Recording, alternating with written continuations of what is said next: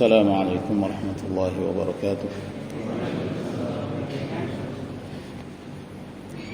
إن الحمد لله نحمده ونستعينه ونستغفره ونعوذ بالله من شرور أنفسنا ومن سيئات أعمالنا. من يهده الله فلا مضل له ومن يضلل فلا هادي له، وأشهد أن لا إله إلا الله وحده لا شريك له، وأشهد أن محمدا عبده ورسوله. يا أيها الذين آمنوا اتقوا الله حق تقاته ولا تموتن إلا وأنتم مسلمون. يا أيها الناس اتقوا ربكم الذي خلقكم من نفس واحدة وخلق منها زوجها وبث منهما رجالا كثيرا ونساء، واتقوا الله الذي تساءلون به والأرحام إن الله كان عليكم رقيبا. يا أيها الذين آمنوا اتقوا الله وقولوا قولا سديدا يصلح لكم أعمالكم ويغفر لكم ذنوبكم، ومن يطع الله ورسوله فقد فاز فوزا عظيما. أما بعد، فإن خير الكلام كلام الله عز وجل، وخير الهدي هدي محمد صلى الله عليه وعلى آله وصحبه وسلم، وشر الأمور محدثاتها، فإن كل محدثة بدعة وكل بدعة ضلالة وكل ضلالة في النار. معاشر المسلمين، jamaah salatul maghrib dan salatul isya Masjid Baitul Mubarak, Kompleks Pertamina, Kota Balikpapan, yang semoga senantiasa mendapatkan keberkahan dari Allah Subhanahu wa taala. Alhamdulillah, pada malam hari ini Allah Jalla wa Ala memberi kemudahan kepada kita sekalian untuk berkumpul di masjid ini, salah satu rumah Allah Subhanahu wa taala, Masjid Baitul Mubarak, untuk memulai kajian kita dengan menjelaskan apa yang telah Allah Subhanahu wa taala ajarkan kepada kita dari kitabullah dan sunnah Rasulullah sallallahu alaihi wasallam. Sebagaimana kita ketahui bahwa kita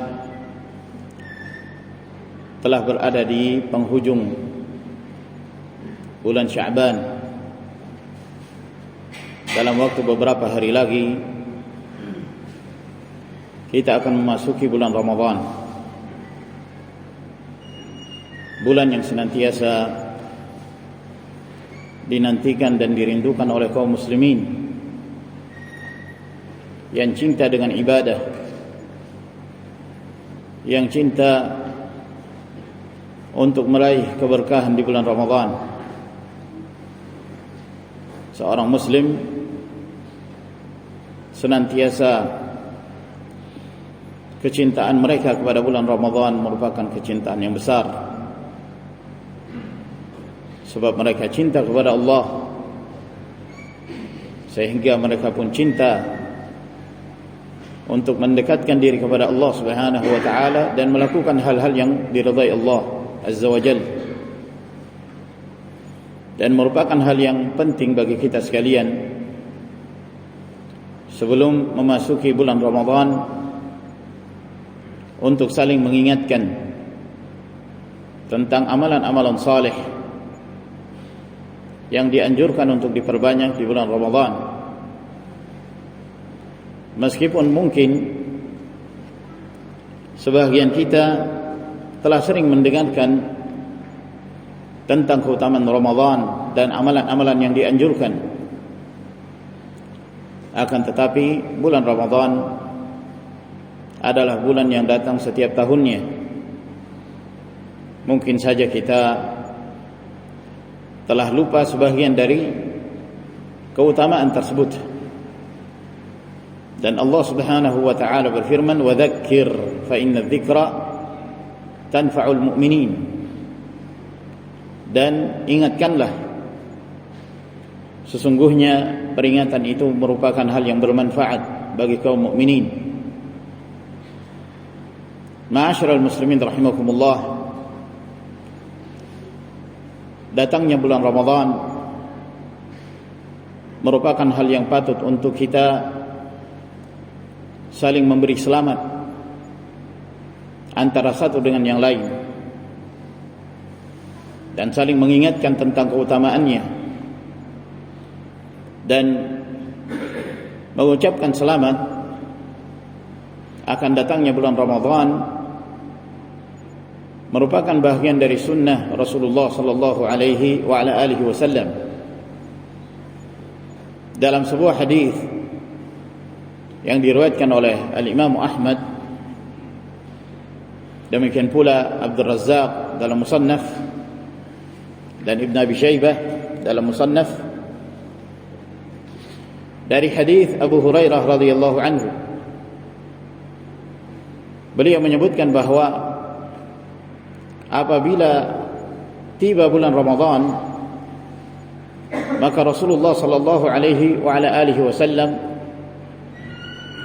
menyampaikan kepada para sahabatnya, kata beliau, "Qad ja'akum Ramadan syahrun mubarak, iftarada Allah alaikum siyamahu, tuftahu fihi abwabul jannah, wa tughlaqu fihi abwabun nar, wa tughallu fihi syayatin, wa fihi laylatun hiya khairun min alfi syahrin, faman hurimaha faqad hurim." Kata Nabi sallallahu alaihi wasallam, sungguh telah datang kepada kalian Ramadan. Bulan Ramadan adalah bulan yang penuh berkah, di mana Allah Subhanahu wa taala mewajibkan atas kalian berpuasa di bulan tersebut. Di bulan itu dibuka pintu-pintu surga dan ditutup pintu-pintu neraka, dan dibelenggu para syaitan. Dan pada bulan Ramadan terdapat satu malam, yang mana malam tersebut lebih baik dari 1000 bulan. Barang siapa yang tidak meraih kebaikan pada malam tersebut, maka sungguh dia telah tercegah dari kebaikan yang besar. Hadis ini disebutkan oleh Al-Hafidh Ibn Rajab Al-Hambali rahimahullah ta'ala.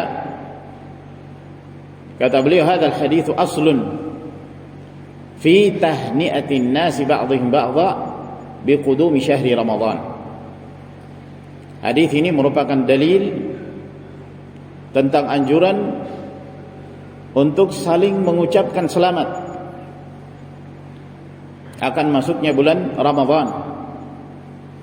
Sebab ketika tiba bulan Ramadan, maka Rasulullah sallallahu alaihi wasallam menyampaikan itu kepada para sahabat, sungguh telah datang kepada kalian bulan Ramadan, syahrun mubarak, bulan yang penuh berkah. Maka sepantasnya bagi kita, ma'asyiral muslimin rahimakumullah, untuk gembira ketika Allah Subhanahu wa taala masih memberi kesempatan kepada kita untuk hidup di dunia, lalu kemudian kita diberi kemudahan untuk mengecap nikmat yang beribadah di bulan Ramadan. Yang inti dari bulan Ramadan, agar kemudian seorang muslim senantiasa mengoreksi dirinya, mengoreksi apa yang telah diamalkan. Muhasabatu an-nufus, melakukan pengoreksian jiwa, introspeksi diri. Apa yang sudah kita lakukan dalam kehidupan ini? Dosa-dosa apa yang telah kita perbuat? Kewajiban apa yang telah kita tinggalkan dari yang diwajibkan oleh Allah Subhanahu wa taala dan Rasulnya? Apa hal-hal yang kita telah lalai darinya? Hendaknya seorang muslim senantiasa melakukan hal itu terhadap dirinya. Muhasabatun nafs. Kata Umar radhiyallahu anhu, hasibu anfusakum qabla an tuhasabu. Hisablah, koreksilah diri kalian sebelum kalian dikoreksi di hadapan Allah Subhanahu wa ta'ala. Diriwayatkan dari Masruq Ibn al-Ajda' rahimahullah ta'ala, salah seorang dari kalangan tabi'in. Beliau mengatakan, innal mar'a la haqiqun an yakuna lahu majalis yakhlu minha fayadhkuru fihi dhunubahu fayastaghfiru minha. Merupakan hal yang selayaknya bagi seseorang agar dia menyempatkan ada waktu-waktu khusus di mana dia bersendiri pada waktu-waktu tersebut, lalu kemudian dia mengingat akan dosa-dosa yang pernah dia perbuat, lalu dia beristighfar, memohon ampun kepada Allah Subhanahu wa taala, dan dia meyakini bahwa di sana ada Rabb, di sana ada Allah Jalla wa Ala, Al-Ghafur, Ar-Rahim, yang senantiasa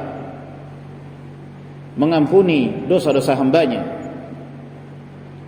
Maka seorang muslim adalah seorang yang memanfaatkan momen bulan Ramadan untuk mencari keberkahan sebanyak-banyaknya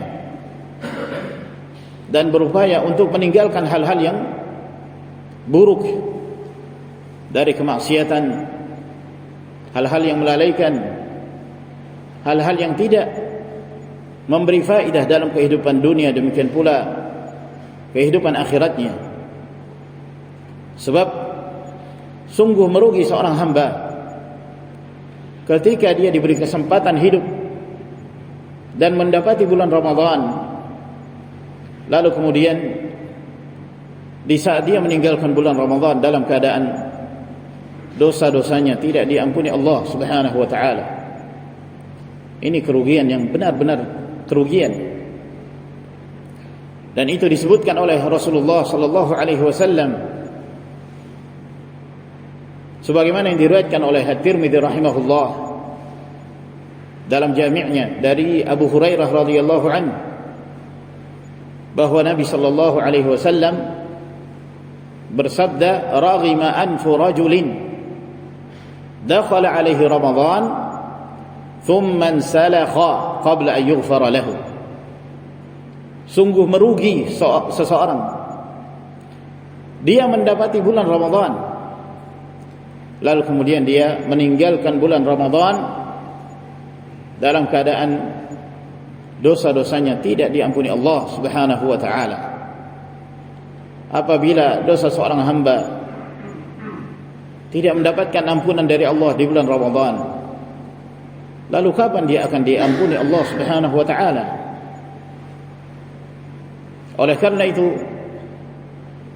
Allah Jalla wa Ala menganjurkan kepada hamba-hambanya untuk mencari kebaikan dan pahala sebanyak mungkin di bulan Ramadan, diberi kesempatan untuk meraih keberkahan bulan Ramadan tersebut, agar kemudian Allah Subhanahu wa taala memuliakan dan meninggikan derajatnya dan menghapuskan segala dosa dan kesalahan. Sebab inti dari bulan Ramadan adalah melatih seorang muslim untuk menjadi seorang hamba yang bersifat taqwallah, yang memiliki titel sebagai seorang yang bertakwa kepada Allah Subhanahu wa taala. Dalam hadis yang diriwayatkan dalam firman Allah Subhanahu wa taala dalam surah Al-Baqarah, Allah Jalla wa Ala berfirman, "Ya ayyuhalladzina amanu kutiba alaikumus siyamu kama kutiba 'alal ladzina min qablikum la'allakum tattaqun." Wahai orang-orang yang beriman, telah diwajibkan atas kalian berpuasa sebagaimana telah diwajibkan kepada orang-orang sebelum kalian, agar kalian menjadi hamba-hamba Allah yang bertakwa kepada Allah Subhanahu wa taala. La'allakum tattaqun. Ini kunci utama. Allah Jalla wa Ala mewajibkan puasa kepada para hamba agar mereka menjadi hamba-hamba Allah yang bertakwa kepada Allah Subhanahu wa taala. Bukan tujuan utama agar kemudian seorang itu terlatih untuk tidak makan dan tidak minum di siang hari. Bukan itu tujuan utama. Itu sarana untuk melatih seorang hamba agar dia termasuk dari hamba-hamba Allah Subhanahu wa taala yang bertakwa kepada Allah dengan menjalankan perintah Allah Jalla wa Ala dan menjauhi larangannya. Dalam sebuah hadis yang diriwayatkan oleh At-Tirmidzi, juga datang dari sahabat Abu Hurairah radhiyallahu anhu, bahwa Nabi sallallahu alaihi wasallam bersabda, "Idza kana awwalu lailatin min Ramadan suffidatis syayatinu maradatul jinni wa futtihat abwabul jannah falam yughlaq minha babun wa ghulliqat abwabun niran falam yuftah minha babun." Apabila telah memasuki malam pertama dari bulan Ramadan, maka para syaitan dibelenggu. Syaitan dari maradatul jin. Ini penjahat-penjahat dari kalangan syaitan, dari kalangan jin kelas kakap. Itu dibelenggu ketika awal memasuki bulan Ramadan. Apabila ada yang bertanya, kalau seandainya syaitan dibelenggu di bulan Ramadan, lalu mengapa masih banyak terjadi kemaksiatan? Masih banyak orang yang melakukan perbuatan dosa di bulan Ramadan. Ma'asyiral muslimin rahimakumullah, dibelenggunya asyayatin maradatul jin, menunjukkan bahwa hadis ini menerangkan tidak semua syaitan yang dibelenggu, tapi dari kalangan maradatul jin, yaitu para syaitan yang tingkat kejahatannya itu sangat tinggi, kelas kakap, sehingga masih ada dari kalangan syaitan yang menyebar. Sebagaimana kejahatan dan keburukan itu tidak hanya muncul dari godaan syaitan, akan tetapi kejahatan dan kemaksiatan bisa terjadi dari manusia itu sendiri. Bukan hanya dari kalangan syaitan jin, akan tetapi juga syaitan dari kalangan al-ins, manusia. Di antara manusia ada yang sudah menjadi syaitan. Demikian pula kata para ulama, al-ammarah, an-nafsul ammarah bis-su, adanya jiwa yang mengajak kepada keburukan, itu ada dalam diri manusia. Sehingga dibelenggunya para syaitan itu tidak menunjukkan bahwa tidak ada perbuatan kemaksiatan. Namun kata para ulama, hadis ini menerangkan bahwa di bulan Ramadan tingkatan kemaksiatan itu berkurang dibandingkan luar bulan Ramadan. Lalu kata Nabi sallallahu alaihi wasallam, dan dibuka pintu-pintu surga, tidak satu pun dari pintu tersebut yang tertutup, dan ditutup rapat-rapat pintu-pintu neraka, dan tidak satu pun dari pintu neraka tersebut yang dibuka. Hadis ini menunjukkan bahwa surga dan neraka sekarang ini telah ada dan telah diciptakan oleh Allah Subhanahu wa taala. Tidak seperti yang difahami oleh kaum Mu'tazilah. Kaum Mu'tazilah mereka berkeyakinan bahwa sekarang surga belum ada, neraka belum diciptakannya nanti kalau sudah ditegakkan hari kiamat. Ini pendapat yang batil, menyelisihi dalil-dalil dari Al-Quran Karim dan hadis-hadis Rasulullah sallallahu alaihi wasallam. Di antaranya hadis ini, bahwa apabila telah memasuki malam 1 Ramadan, maka pintu-pintu surga dibuka, pintu-pintu neraka ditutup. Berarti surga dan neraka telah ada dan telah diciptakan oleh Allah Subhanahu wa taala. Lalu kemudian kata Nabi sallallahu alaihi wasallam, wa yunadi munadin, lalu kemudian ada yang berseru, ya baghiyal khairi aqbil, wahai orang yang mencari kebaikan, sambutlah bulan Ramadan, datanglah kalian. Jadikan momen Ramadan sebagai kesempatan untuk mencari kebaikan sebanyak-banyaknya. Wa ya baghiyasy syarri aqsir, wahai orang yang mencari keburukan, tahan diri kalian, jangan kalian merusak bulan Ramadan yang seharusnya seorang meraih keberkahan dan meraih keutamaan, lalu kemudian kalian merusaknya dengan perbuatan dosa dan kemaksiatan. Lalu Rasulullah sallallahu alaihi wasallam mengatakan, walillahi utaqa'u minan nar wa dzalika fi kulli lailah, dan Allah Jalla wa Ala telah menetapkan di bulan Ramadan ada di antara hamba-hambanya yang ditetapkan oleh Allah sebagai utaqa. Utaqa itu hamba-hamba yang telah mendapatkan jaminan kebebasan dari api neraka, tidak disentuh oleh api neraka. Dan kesempatan itu, kata Nabi sallallahu alaihi wasallam, datang pada setiap malam. Setiap malam dari malam-malam Ramadan akan selalu ada di antara hamba-hamba Allah yang Allah Subhanahu wa taala menetapkan mereka sebagai utaqa, hamba-hamba Allah yang dibebaskan dari siksaan neraka. Kita memohon kepada Allah Subhanahu wa taala, semoga Allah Azza wa Jalla menjadikan kita termasuk di antara utaqa minan nar, hamba-hamba Allah yang meraih kebebasan dari neraka, tidak disentuh oleh siksaan api neraka yang sangat pedih tersebut. Oleh karena itu, ma'asyiral muslimin rahimakumullah, hendaknya kita selalu memanfaatkan momen bulan Ramadan yang tidak lama lagi kita akan masukinya untuk menuai keberkahan. Kita tidak mengetahui apakah kita masih akan mendapati bulan Ramadan secara sempurna, sebagaimana kita tidak mengetahui apakah kita akan masih mendapati Ramadan yang berikutnya. Sehingga bagi seorang muslim, dia selalu mempersiapkan Ramadan yang akan datang untuk meraih keberkahan, menjadi seorang hamba yang bertakwa kepada Allah Subhanahu wa taala dan mendapatkan jaminan sebagai hamba Allah yang dibebaskan dari api neraka.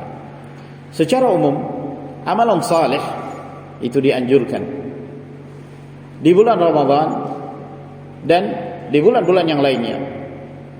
Namun melakukan amalan saleh di bulan Ramadan itu lebih ditekankan dan lebih besar keutamaannya.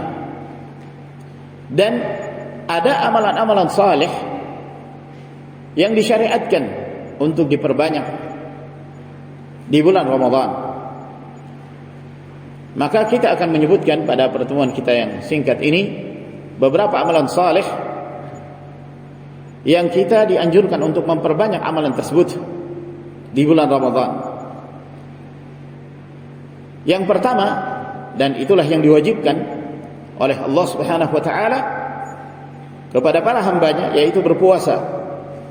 Berpuasa di bulan Ramadan dengan menahan diri dari makan, minum, dan melakukan hal-hal yang menyebabkan batalnya puasa, seperti melakukan jima', berhubungan badan dengan istrinya, dan yang lainnya.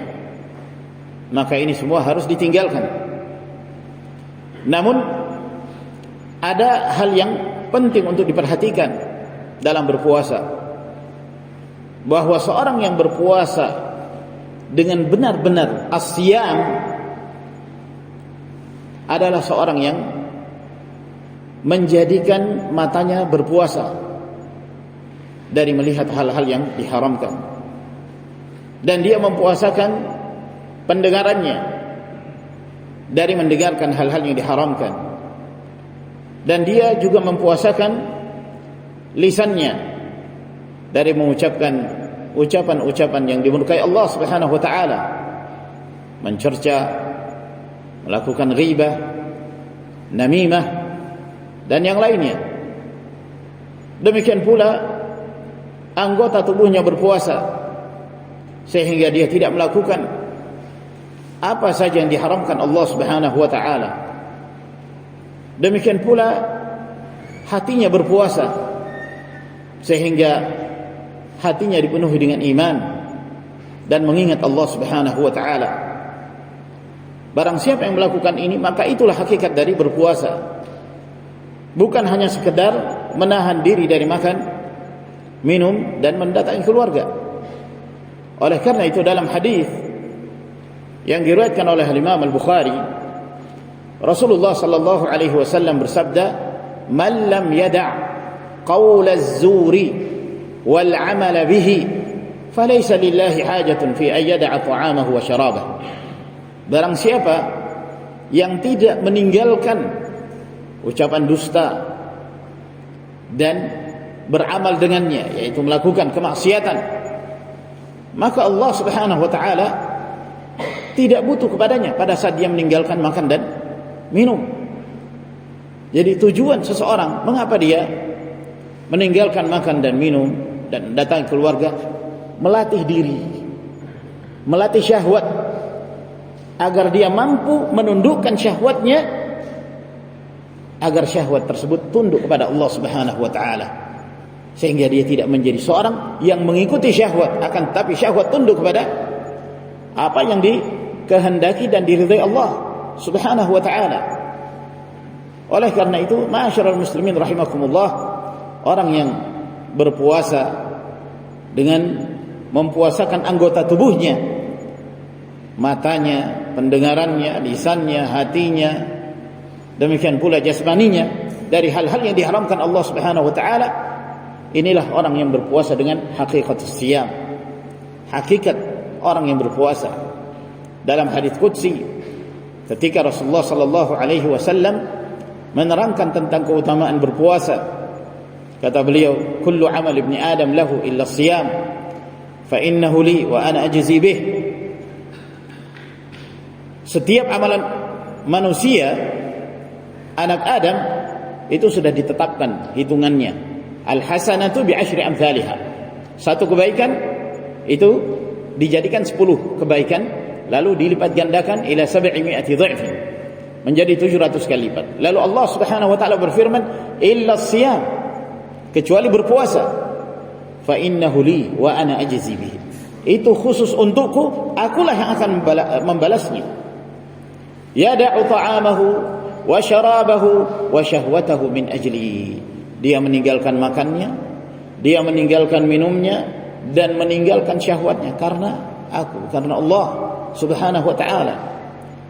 Maka seorang yang berpuasa bukan hanya sekedar meninggalkan makan dan minum, akan tetapi ada hasil dari meninggalkan makan dan minum tersebut, yaitu melatih diri kita untuk melakukan hal-hal yang dicintai dan diridai Allah Subhanahu wa ta'ala.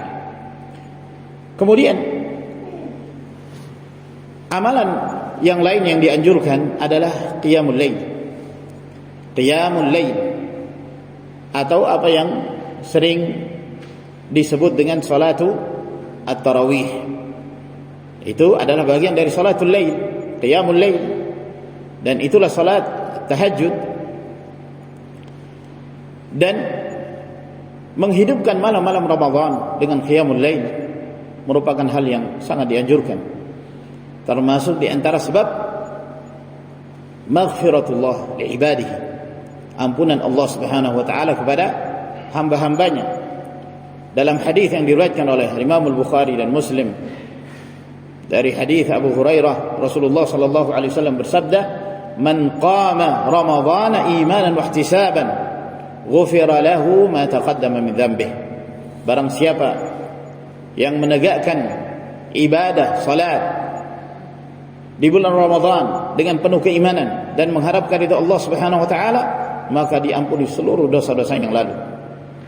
Dan lebih utama lagi pada malam Lailatul Qadar, yaitu di malam-malam yang ada di 10 malam terakhir.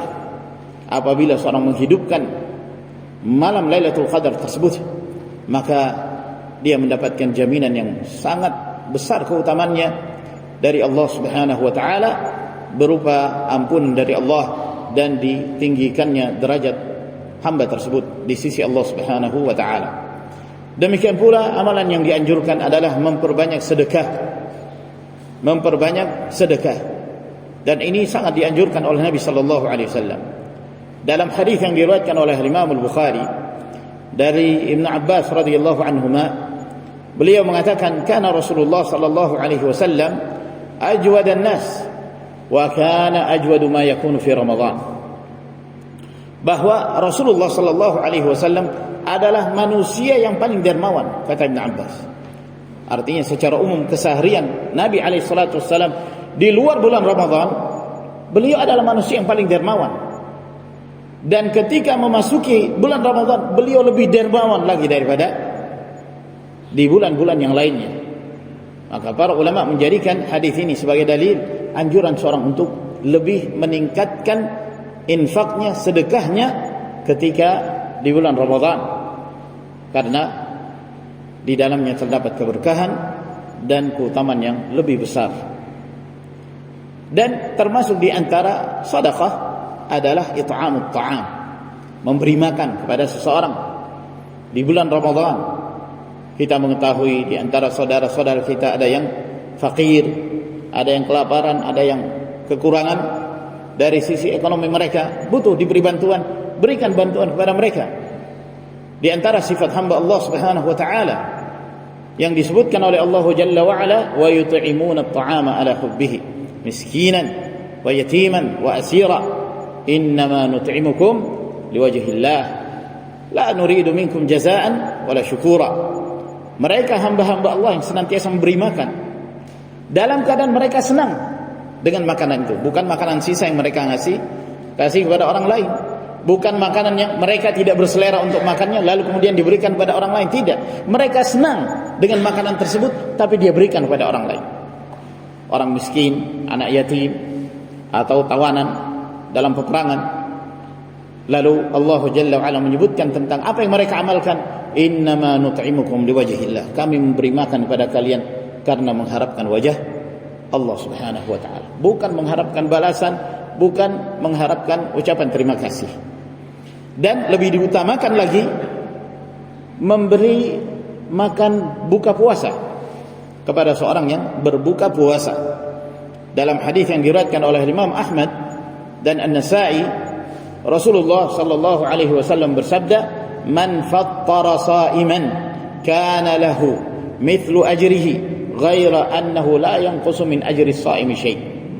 Barang siapa yang memberi makan kepada orang yang berpuasa, maka dia mendapatkan pahala seperti pahalanya orang yang berpuasa itu, tanpa mengurangi pahala orang berpuasa itu sedikit pun.